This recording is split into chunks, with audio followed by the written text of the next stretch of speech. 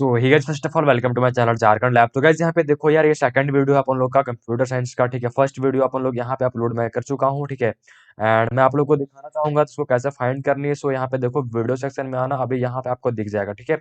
इसी प्रकार से सेकंड वीडियो, लास्ट वीडियो मैंने 25 तक देख लिए थे।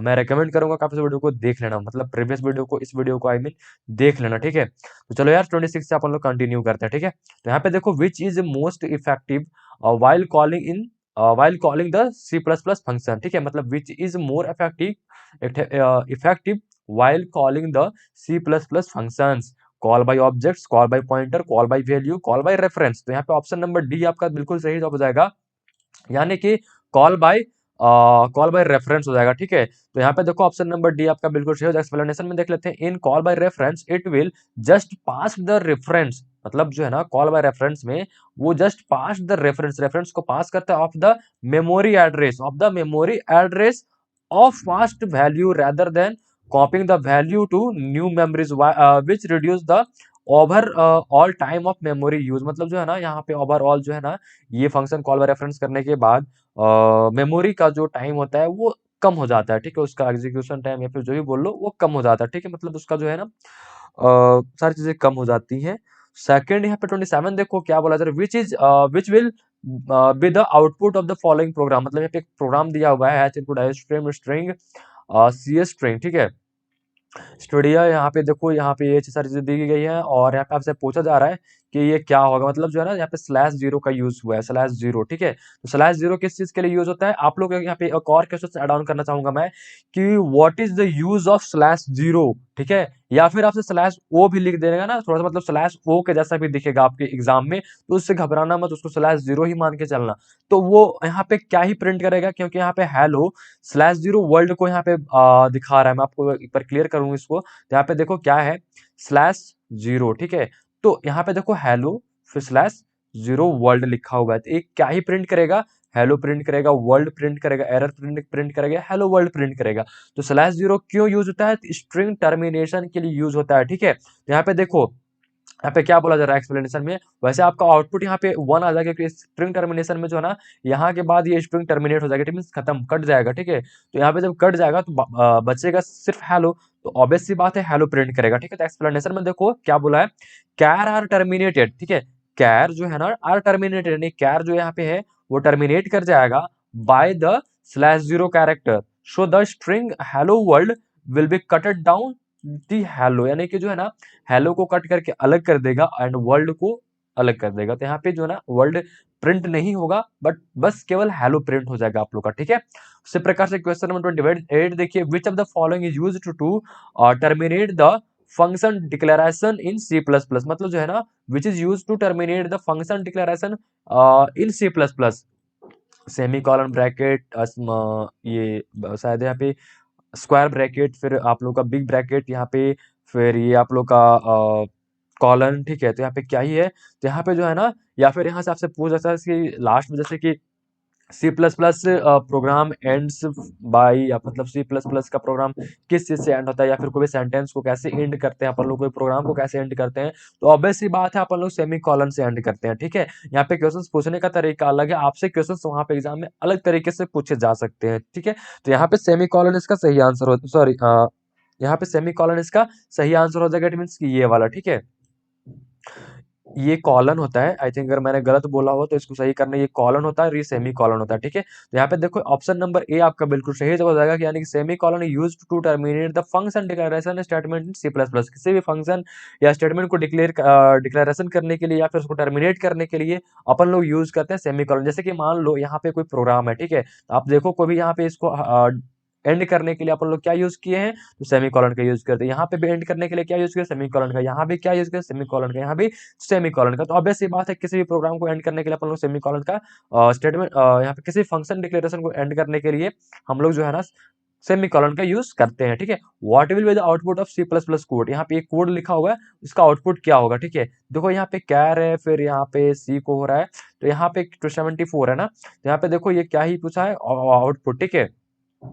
यहाँ पे देखो क्या ही ये प्रिंट करेगा, तो यहाँ पे देखिए answer will be the B, यानी कि जे प्रिंट कर देगा, क्योंकि यहाँ पे देखो ना, ये 74 आप लोग देखना और ये बिग में है, ठीक है। तो बिग में 74। देखिए the literal value for 74 is J, so that will be printing J, मतलब यहाँ पे लिटरल्स वैल्यू आपसे पूछा हुआ है, बट क्वेश्चन में ऐसा मेंशन नहीं है, बट आपसे आउटपुट में ऐसा कुछ पूछ देगा तो आपको देना पड़ेगा, ठीक है। तो 74 जो है ना, यहाँ पे आप लोग का स्मॉल का एंड बिग का एक अलग अलग स्पेस यहाँ पे, सॉरी मतलब जो है ना उसको अलग अलग नंबरिंग किया हुआ है। यहाँ पे आपको पता होना चाहिए कि सी प्लस प्लस जो है ना आप लोग का केस सेंसिटिव है। केस सेंसिटिव बोले तो अगर स्मॉल ए लिखोगे तो अलग वैल्यू आएगी, और बिग ए लिखोगे तो अलग वैल्यू आएगी, ठीक है।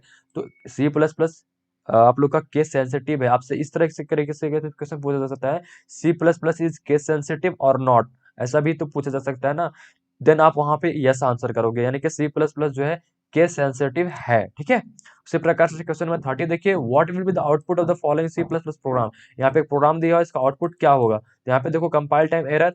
अब इस प्रोग्राम को आप लोग थोड़ा सा स्क्रीनशॉट वगैरह या फिर वीडियो पॉज करके रख लो, देख लो क्या चीजें हैं, समझ लो थोड़ा सा, ठीक है। उसके बाद यहाँ पे देखो ऑप्शन नंबर क्या है आपका, है ऑप्शन नंबर डी, यानी कि ये आप लोग का आउटपुट आएगा, ठीक है। यहाँ पे देखिए, the double had the truncate the approximation due to its limited memory which results in a number that is not exactly 0.1 output.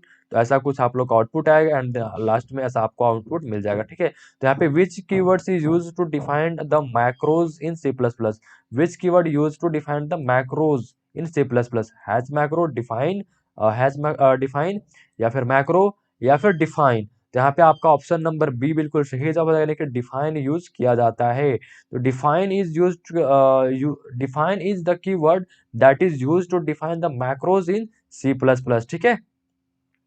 उसी प्रकार से क्वेश्चन नंबर 32 देखिए, what is the correct sentence of accessing the static member of a class in C plus plus. तो C plus plus में जो है ना static member को एक्सेस करने का क्या ही सिंटैक्स है। तो यहाँ पे देखो ये आप लोग का एक दिया हुआ है, तो यहाँ पे ए, इसको एरो भी और इक्वल टू का भी साइन इसको हम लोग बोल सकते हैं, ठीक है। इक्वल टू का थोड़ा सा इसका मैं साइन भूल चुका हूँ। ये तो आप लोग का डॉट है, और ये आप लोग का है ना स्कोप रेजोल्यूशन है, ठीक है। जैसे 4 गो डॉट ऐसा दिया हुआ है ना, तो ये स्कोप रेजोल्यूशन इसको बोलते हैं, ठीक है। उसी प्रकार से यहाँ पे आपका answer question number, sorry option number, question number क्या है 32 का ऑप्शन नंबर डी आपका बिल्कुल सही जवाब हो जाएगा, यानी कि ए, स्कोप रेजोल्यूशन वैल्यू, ठीक है। यानी कि यहाँ पे देखिए स्कोप रेजोल्यूशन ऑपरेटर, यानी कि स्कोप रेजोल्यूशन ऑपरेटर है, और ये एक ऑपरेटर भी होता है, ठीक है। Is use to accessing a static member of value, यानी कि जो है ना स्टैटिक वैल्यू को एक्सेस करने के लिए अपन लोग स्कोप रेजोल्यूशन ऑपरेटर का यूज करते हैं, ठीक है।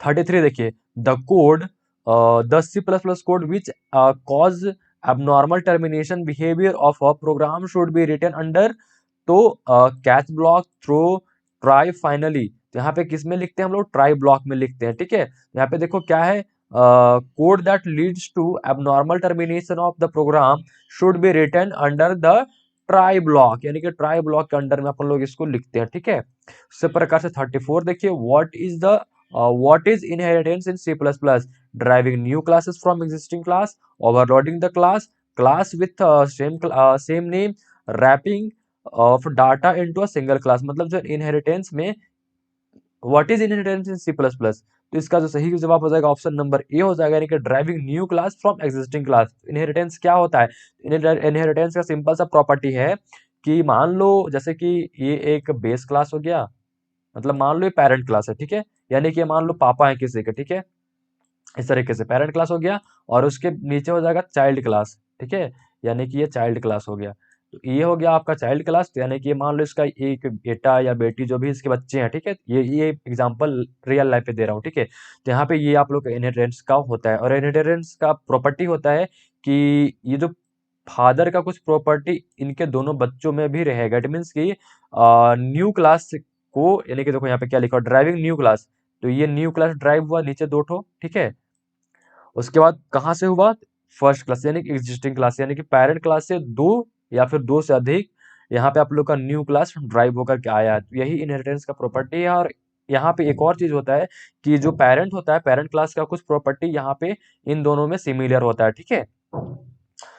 आपको अगर समझने में दिक्कत आ रही होगी तो एक बार गूगल करना, what is the property of inheritance, ठीक है। तो ऑप्शन नंबर यहाँ पे आपका ए हो जाएगा, यानी driving new class from existing class, ठीक है। Inheritance is the concept of OOPS.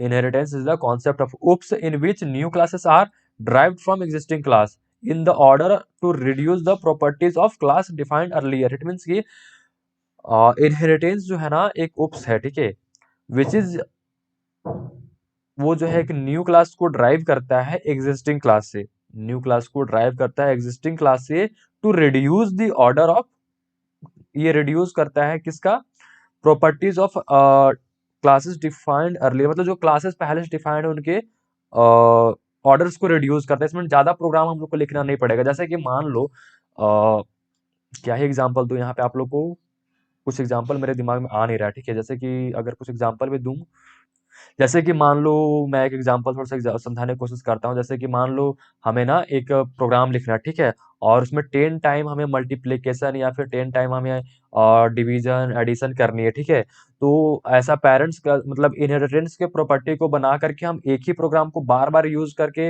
मतलब रिपीटेड टाइम यूज करके हम लोग प्रोग्राम को आराम से कर सकते हैं, जिससे कि रिड्यूस कोड भी रिड्यूस हो जाएगा, हमें बार बार कोड भी लिखना नहीं पड़ेगा और हमारा टाइम भी बचेगा, ठीक है। मतलब एक बार प्रोग्राम लिख दिए और उस प्रोग्राम को बार बार अपन लोग यूज कर सकते हैं। ऐसा हम लोग एक प्रोग्राम बनाए, और एक प्रोग्राम बनाए हैं जहां पर सेम चीज को करने के लिए 10 बार अगर हमें एडिशन करनी है तो 10 बार प्रोग्राम लिखना पड़ रहा है, 10 बार गुन्ना करना, 10 बार गुन्ना करने का प्रोग्राम लिखना पड़ रहा है। तो ऐसे में जो है ना दोनों में बेहतर कौन होगा, तो ऑब्वियस सी बात है फर्स्ट वाला बेहतर होगा, जहां पे एक ही बार प्रोग्राम लिखेंगे और उसको हम लोग बार बार यूज कर लेंगे। और वही हम लोग दूसरे में अगर हम लोग कर रहे हैं, दूसरे में एक बार प्रोग्राम नहीं लिख करके बार बार प्रोग्राम लिखना पड़ रहा है और बार बार सेम ऑपरेशन को करना पड़ रहा है, तो ऑब्वियस सी बात है हमारे सेकंड वाला टाइम ज्यादा, मतलब सेकंड वाला प्रोग्राम जो है ज्यादा टाइम टेकन होगा और उसमें ज्यादा मेहनत भी लगेगा हमें।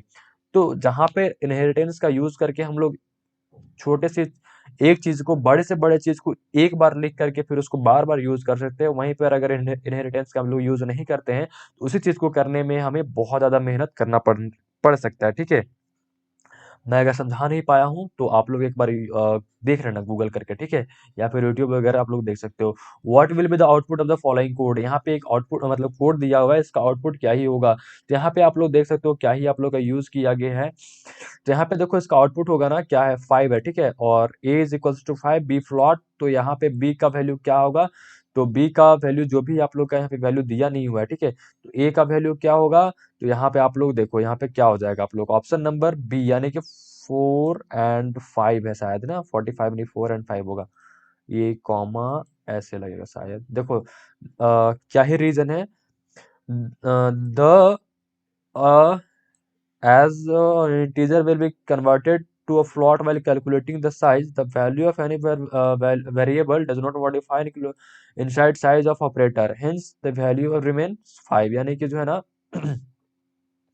यहाँ पे अगर इसको लाते हैं तो ये प्री यहाँ पे लगा हुआ है, यानी कि पहले से यहाँ पे पोस्ट फिक्स एंड प्रीफिक्स, ठीक है, तो यहाँ पे प्रीफिक्स वाला लगेगा ना, प्रीफिक्स वाला रूल लगेगा आप लोग का, क्योंकि यहाँ पे पहले लगा हुआ है, प्लस प्लस ऑपरेटर पहले है, ठीक है, तो यहाँ पे ऑपरेटर अगर पहले है तो यहाँ पे प्लस प्लस पहले हो जाना चाहिए था, तो वैसे इसको चेंज नहीं हुआ है, ठीक है। तो यहाँ पे जो भी आप लोग देख रहे हैं इसको सॉल्व करके, वैसे इस प्रोग्राम को लिखना कंप्यूटर में अपने, ठीक है, एंड इसको रन करवाना, आप लोग को क्या आउटपुट आता है उससे पता चल जाएगा आपको, ठीक है, ये सही या फिर गलत, ठीक है। तो यहाँ पे आप लोग को 4 और 5 आउटपुट हो जाएगा, ठीक है। तो यहाँ पे नेक्स्ट चलते हैं अपन लोग, यहाँ पे क्या ही है, which of the following symbol use for declare the preprocessor directive in C plus plus, मतलब प्री प्रोसेसर डायरेक्टिव को डिक्लेयर करने का कौन सा सिंबल यूज करते हैं, डॉलर का, साइन का, हैश का, स्ट्रिक्ट का। तो यहाँ पे देखिए ऑप्शन नंबर सी हो जाएगा, यानी कि हैश का यूज करते हैं, यानी कि hash symbol use to declare the preprocessor directive, ठीक है। उसके बाद what will be the output of the following program, ठीक है, फॉलोइंग प्रोग्राम, तो यहाँ पे इसका आउटपुट क्या होगा, आप लोग इस बार इसको फिर से प्रोग्राम को लिखना एंड देखना आउटपुट क्या होगा। तो यहाँ पे इसका आउटपुट यहाँ पे एरर बता रहा है, ठीक है, एरर क्यों आ रहा है, सो इसका एक्सप्लेनेशन आप लोग यहाँ पे देखो क्या बोला जा रहा है, as this lambda expression is capturing the external variable by value, therefore the value of a can't be changed inside the lambda expression, hence the program gives error। जो भी यहाँ पे lambda expression है, ठीक है, वो कुछ है आप लोग का पता नहीं क्या है। सो यहाँ पे फिर से एक प्रोग्राम है, इसका आउटपुट आप लोग का यहाँ पे दिया हुआ है, आउटपुट क्या है, ऑप्शन नंबर 870। इसका अगर आप लोग चाहो तो स्क्रीनशॉट ले लेना, ठीक है, देखो मैं स्क्रीन पे ला दिया हूँ। अब क्यों हुआ इसको पढ़ लेना, ठीक है। यहाँ पे 39 देखिए, what is meant by a polymorphism in C plus plus. आपको मैं बता दूं, आपसे ज्यादा प्रोग्राम नहीं पूछेगा, एक दो प्रोग्राम पूछेगा, ठीक है, तो उसके लिए टेंशन नहीं लेना है। तो यहाँ पे देखो, what is meant by polymorphism in C plus plus, class having only single form, class having 4 forms, class having many forms, class having 2 forms. तो आंसर ऑप्शन नंबर सी हो जाएगा, यानी कि क्लास हैविंग मैनी फॉर्म्स, यानी कि जो है ना सी प्लस प्लस में पॉलीमर फेज का मतलब होता है क्लास हैविंग मैनी फॉर्म, यानी कि ऑप्शन नंबर सी, ठीक है, ये वाला। तो यहाँ पे देखिए, पॉलीमर फेज में literally meant class having many form, यानी कि जो है पॉलीमर फेज में literally meant class having many forms, ठीक है। उसी नंबर क्वेश्चन नंबर 40 देखिए, what will the output of this program. यहाँ पे एक प्रोग्राम लिखा हुआ है, वैसे ये प्रोग्राम कोई ज्यादा है नहीं, तो इसको हम लोग छोड़ते हैं, स्किप करते हैं इधर। आप लोग चाहो तो इसको देख सकते हो, ठीक है। उसी प्रकार से 41 देखिए, pick the correct statement about inline function in C plus plus. हाँ, इस तरीके से क्वेश्चन सबसे पूछा जा सकता है कि pick the correct incorrect statement about inline function. Inline function के लिए कौन सा यहाँ पे जो लिखा हुआ सेटिस्फाई इन, यानी कि इनकरेक्ट है, ठीक है। तो save overhead of a return call from a function, they are generally very large and complicated function. These functions are inserted, substituted at the point of call. They reduce function call overheads, ठीक है। तो आपका option number B सही हो जाएगा, यानी कि जो है ना ये वाला इनकरेक्ट है। They are generally very large and complicated function, ठीक है। अब देखिए इसका एक्सप्लेनेशन क्या है। Inline function, inline are function that are expanded when it is called the a whole code of the inline function get inserted, substituted at the point of call. In this, they help in reducing the function call overhead. Also, they save overhead of a return call from a function. Inline function are generally kept small. इतना बड़ा explanation याद करने का need नहीं है, आप लोग इसको याद रख लेना, ठीक है, कि they are generally very large and complicated function, ठीक है। तो यहाँ पे क्या ही एरर है, वो आप लोग इसको याद करना होगा आपको थोड़ा सा, ठीक है। अब देखिए 43 का आप लोग, what is abstracted in C plus plus, abstracted class in C plus plus, ठीक है। Any class in C plus plus is an abstracted class. Option number B, class from which any class is derived. Option number C, class specially used as a base class with at least one virtual function. Option number D, class specially used as a base class with at least one pure virtual function. तो यहाँ पे आपका option number D सही हो जाएगा, यानी कि what is abstract class in C plus plus. तो class specially used as a base class with at least one pure virtual function, ठीक है। तो एक्सप्लेनेशन इसका देखो क्या है। An abstract class is defined as a class which is specially used as a base class. An abstract class should have at least one pure virtual function, ठीक है। अब नेक्स्ट देखो, इतना इंग्लिश तो मुझे भी समझ में नहीं आता, अगर तुम्हें आ रही है तो बहुत अच्छी बात है यार, ठीक है ना। Which of the following constructor are provided by C plus plus compiler if not defined in a class. मतलब which of the following constructor are provided by C plus plus compiler, ठीक है। Which of the following constructor are provided by C plus plus compiler if not defined in class. If not defined in class, तो copy constructor, default constructor, assignment constructor, all above mention. तो इसका option number D हो जाएगा, यानी कि all above mention, ठीक है। देखिए, इफ अ प्रोग्रामर, अगर कोई programmer does not define the above constructor, यानी कि ये कंस्ट्रक्टर को डिफाइन नहीं करता है इन a class, in a class, ठीक है। The C plus plus compiler by default provide this constructor to avoid error on basic operation, यानी कि जो है ना सी प्लस प्लस में बाय डिफॉल्ट ये सारे कंस्ट्रक्टर अप्लाई हो जाएंगे, मतलब बोल दो प्रोवाइडेड हो जाएंगे, ठीक है, डिफॉल्ट भी वहां पे आ जाएंगे। क्यों? ताकि एरर कोई जनरेट ना हो, कोई ऑपरेशन कर रहे हो तो उसमें एरर ना हो, इसलिए ये सारे कंस्ट्रक्टर ऑटोमेटिकली उसमें आ जाएंगे, ठीक है। अब नेक्स्ट हम लोग चलते हैं, देखो प्रोग्राम वाला मैं थोड़ा सा छोड़ रहा हूँ, ठीक है। यहाँ पे जो थोड़ा है वो मैं आप लोग करवा दे रहा हूँ फटाफट से, ठीक है। Which concept allow use to reduce the return code in C plus plus. Which concept allow you to reduce the return code in C plus plus. Inheritance, polymorphism, abstraction, encapsulation. तो यहाँ पे हो जाएगा ऑप्शन नंबर ए, यानी कि inheritance, यानी कि जो है inheritance allow to reduce your already code by inheriting the property of written code into other part of the code, hence allowing to reuse the already written code। तो मैंने ऊपर में ही बोला था कि इनहेरिटेंस का प्रॉपर्टी होता है कि आप जो पहले कोड लिख रखे हो उसको दोबारा यूज कर सकते हो, ठीक है। उस कोड को यूज करके आप अनदर कोड भी बना सकते हो या फिर उस कोड को कहीं और भी यूज कर सकते हो, ये इनहेरिटेंस का प्रॉपर्टी है, ठीक है ना। तो यहाँ पे वही बोला जा रहा है which concept allows to reuse the return code. तो ऑब्वियस सी बात इनहेरिटेंस इस प्रॉपर्टी को प्रोवाइड करता है कि आप किसी भी कोड को रीयूज कर सकते हो, ठीक है। मतलब मैं वही बोल रहा था कि पेरेंट क्लास के कुछ प्रॉपर्टी को बेटे भी उनके यूज कर सकते हैं। जैसे कि आपके फादर या मदर जो भी हैं आपके अगर आस पास वाले बोलते हैं कि ये अपनी मम्मी पे गया, अपने पापा पे गया है, अपने मम्मी के जैसा इसका थोड़ा सा आदत है, अपने पापा के जैसा इसका थोड़ा सा आदत है, इसका मुंहवा उसके जैसा गया है, मम्मी जैसा गया है, इसका पैरवा पापा जैसा गया है, कुछ इस प्रकार से आपके यहाँ सुनने को मिलता होगा हम झारखंड वालों के आसपास में। तो वो वही चीज है, ठीक है। मतलब किसी पेरेंट्स के प्रॉपर्टी को उसके बच्चे लोग यूज कर रहे हैं, तो मतलब कोड्स को रीयूज कर रहे हैं। तो यहाँ पे वही बोला जा रहा है सी प्लस प्लस लैंग्वेज में कि किसी भी रिटर्न कोड को आप रीयूज कर सकते हो और ये फैसिलिटी प्रोवाइड कराता है इनहेरिटेंस, ठीक है। अब नेक्स्ट चलते हैं यार। यहाँ पे देखो 48 का how structure and classes in C plus plus differ. How structure and classes in C plus plus differ. Structure and classes कैसे डिफर है in C plus plus. Structure by default hided every member whereas class do not, ठीक है। Structure member are publicly by default whereas in class they are private by default, ठीक है। Structure can't have private member whereas classes have, ठीक है। In structure member are private by default whereas in classes they are publicly by default, ठीक है। यहाँ पे option number आपका B बिल्कुल सही जवाब हो जाएगा, यानी कि how structure and classes in C plus plus differ. तो क्यों, तो in structure members are publicly by default, यानी कि जो है ना इन स्ट्रक्चर में जो मेंबर्स होते हैं वो पब्लिकली होते हैं बाय डिफॉल्ट। अगर आपको प्राइवेट प्रोटेक्टेड कुछ करना है तो उसको आपको डिफाइन करना होगा, भैया इसको प्राइवेट रखिए, इसको पब्लिक रखिए। मतलब पब्लिक तो ऑटोमेटिकली रहेगा, प्राइवेट रखिए या फिर प्रोटेक्टेड रखिए, उसको डिफाइन करना पड़ेगा, ठीक है। अदरवाइज वो पब्लिक रहेगा, ठीक है, बाय डिफॉल्ट। वेयर एज, लेकिन इन क्लासेस, मतलब क्लासेस में जो है ये बाय डिफॉल्ट प्राइवेट होते हैं, मतलब बाय डिफॉल्ट प्राइवेट होते हैं। अगर आपको पब्लिक करना है तो भैया उसको पब्लिक पहले डिफाइन करना होगा तब जाके पब्लिक होगा। प्रोटेक्टेड रखना है तो प्रोटेक्टेड एंड प्राइवेट का लगभग लगभग सेम है, तो वो चीज के लिए प्रोटेक्टेड के लिए भी आपको डिफाइन करना पड़ेगा, ठीक है। तो उसका आप एक्सप्लेनेशन देख लो। Structure members are publicly by default whereas class member are private by default. Both of them can have private and public member, and both जो है ना पब्लिक एंड प्राइवेट मेंबर भी है, ठीक है।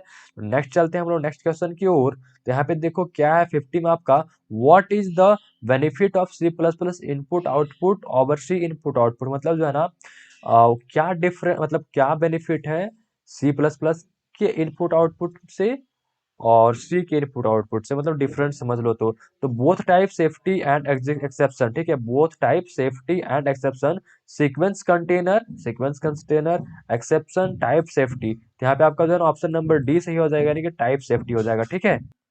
अब इसका एक्सप्लेनेशन आप लोग देख लीजिए। C plus plus input and output they are safety, that means we don't need to specify the type of variable we are printing, ठीक है।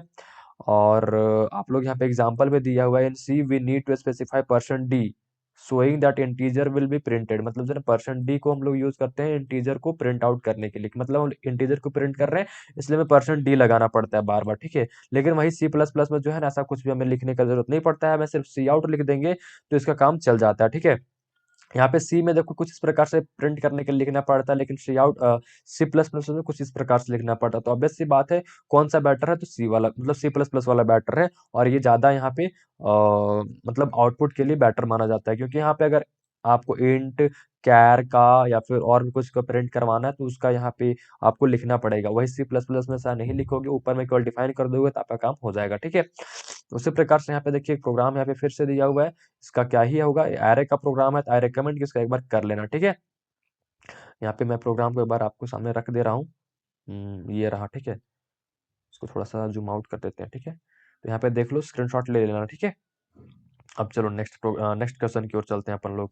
तो नेक्स्ट क्वेश्चन की ओर चलें तो नेक्स्ट क्वेश्चन आपका क्या है यहाँ पे, क्वेश्चन नंबर 52 भी एक प्रोग्राम है, 53 भी प्रोग्राम है, और इसी प्रकार से आई थिंक आपका क्वेश्चन यहाँ पे खत्म होता है इस वीडियो का। ठीक है, मैं इसी वीडियो में नेक्स्ट आप लोग का कवर अप कर रहा हूँ। ठीक है, सो चलो यार, नेक्स्ट वीडियो में हम लोग देखेंगे कुछ और नया। मैं आप लोग को एक चीज बताना चाहूंगा कि आप लोग ना गूगल पे आना, ठीक है, और आप लोगों को मैं बता रहा हूँ कि यहाँ पे झारखंड लैब पब्लिकेशन सर्च करना। ठीक है, झारखंड लैब पब्लिकेशन सर्च करोगे, यहाँ पे आओगे, एंड यहाँ पे आने के बाद ना आप लोग को इस पे आना है, एंड यहाँ से एक कंप्यूटर का अगर आप चाहो तो बाई कर सकते हो। मैं रेकमेंड कर रहा हूँ बाई कर लेना। इसमें आपको ना प्रीवियस 4 to 5 ईयर का क्वेश्चन मिल जाएगा विद आंसर।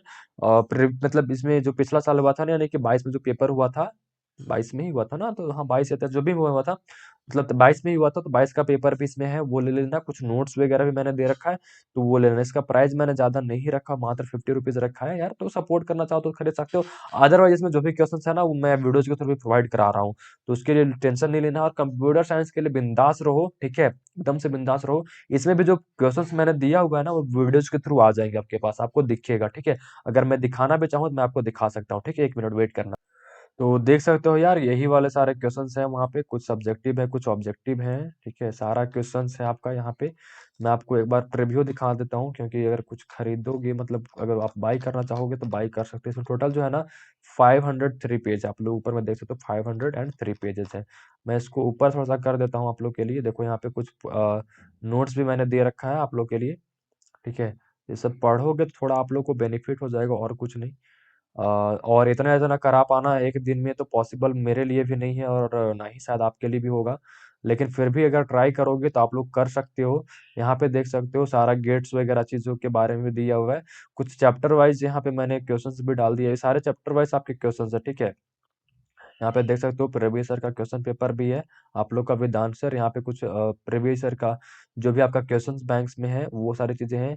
कुछ यहाँ पे आपके इंपॉर्टेंट क्वेश्चंस और भी हैं, जो कि आप लोग यहाँ पे देख सकते हो, सारा टाइप्स वगैरह भी हैं, आप लोग देख सकते हो यहाँ पे। ठीक है, एंड यहाँ पे फिर प्रीवियस ईयर क्वेश्चन पेपर है, कुछ चैप्टर वाइज क्वेश्चन हैं जो कि आप लोग यहाँ पे से पढ़ सकते हो। ठीक है, एंड पढ़ने के बाद डेफिनेटली यहाँ से बहुत सारे क्वेश्चन आपके मैच करेंगे। तो वैसे आपको अगर करना लेना चाहो तो ले सकते हो, अदरवाइज मैं तो करा ही दूंगा अभी। ठीक है, आई होप गाइज की वीडियो आप लोग को अच्छी लगी। वीडियो अच्छी लगी तो वीडियो को प्लीज लाइक कर देना। तो मिलते हैं गाइज नेक्स्ट वीडियो में, तब तक के लिए बाय, टेक केयर। एंड इस वीडियो को ज्यादा से ज्यादा लोगों तक शेयर कीजिएगा, ताकि आपके और भी फ्रेंड्स को ये सारी चीजें पता चल पाए, और वो भी यहाँ से पढ़ाई कर सके। ठीक है, तो नेक्स्ट वीडियो बहुत जल्द आ रही है, तब तक के लिए bye and take care. Thanks for watching.